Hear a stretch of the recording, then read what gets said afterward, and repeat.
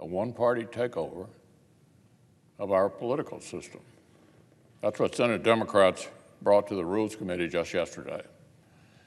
Their side's top priority for multiple years now. The supposed rationales for the bill continue to change.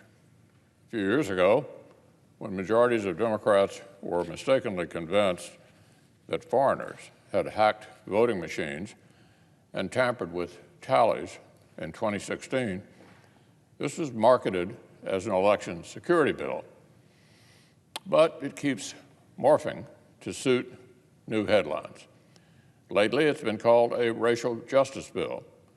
Some senators say it's really a response to some recent state-level legislation, even though their bill predates those bills by multiple years. A partisan power grab in search of a justification. That's what we have here. Voter turnout last November was the highest in decades.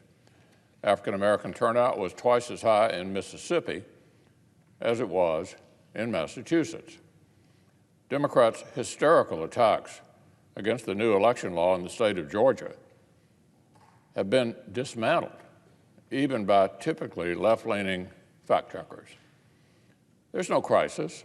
Our Democratic friends just want the power to rewire our democracy on a partisan basis. S1 would take the Federal Election Commission, the bipartisan panel that regulates elections and private citizen speech, and make it a partisan body run by the Democrats. It would let Washington Democrats act like a nationwide board of elections on steroids, neutering popular things like voter ID and forcing legalized ballot harvesting onto all 50 states. This bill would let bureaucrats snoop around more in free speech, attack citizens' privacy so dramatically that even the liberal ACLU is unhappy, and even send public funds, get this, public funds directly to politicians.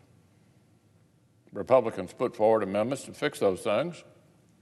If Democrats had wanted real bipartisan solutions, Republicans were there, right at the table, and ready, but Democrats voted us down. They wouldn't even let us redirect any of that public money to the opioid crisis. They wanted that cash for their own campaigns. This partisan power grab failed to advance out of committee for the same reason it must never, ever become law as currently written. It will shatter public confidence in our democracy if the Democratic Party decides it can rig the rules.